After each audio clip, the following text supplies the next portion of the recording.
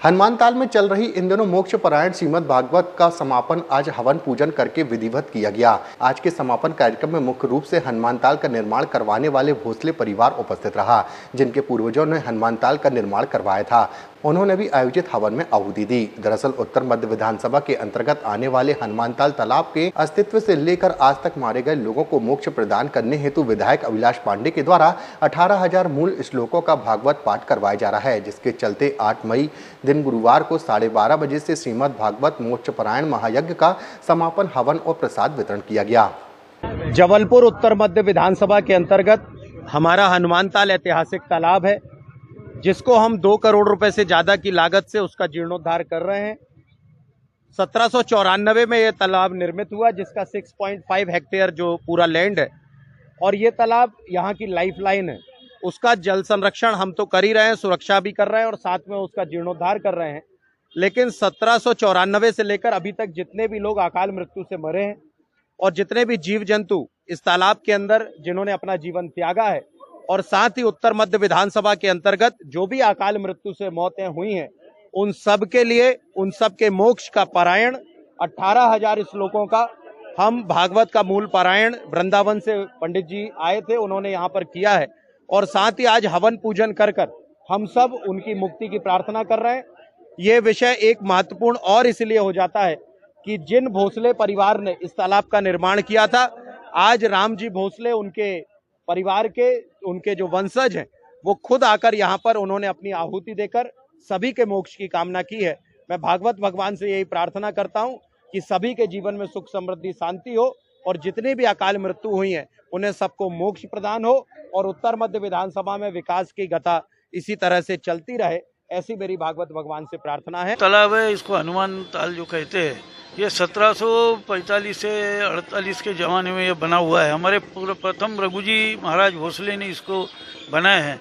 और ये जो साम्राज्य था, ये नागपुर के, जब आपको याद होंगी, नागपुर ये राजधानी थी यहाँ की, और यहाँ से हमारी राजधानी की शुरुआत थी। तो उड़ीसा, बिहार, बंगाल, यूपी, एमपी, मध्य प्रदेश, छत्तीसगढ़ और अभी जो विदर्भ का वो पट्टा है, गोंडवाना, इतना बड़ा एक साम्राज्य ये हमारे परिवार का था। और उस वक़्त ये मंदिरों का और पानी का स्रोत ये रहना चाहिए करके ऐसे तालाबों का उस वक्त निर्माण हुआ।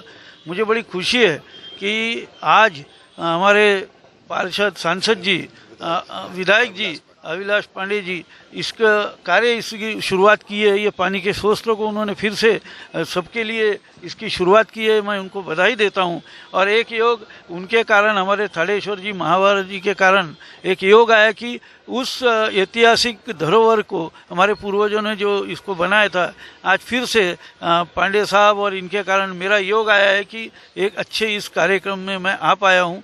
एक इतिहास ये जतन करने की होता है और उस इतिहास का फिर से जतन हो रहा है, इसलिए मैं हमारे पांडे साहब को और यहाँ के सभी को बहुत बहुत बधाई देता हूँ।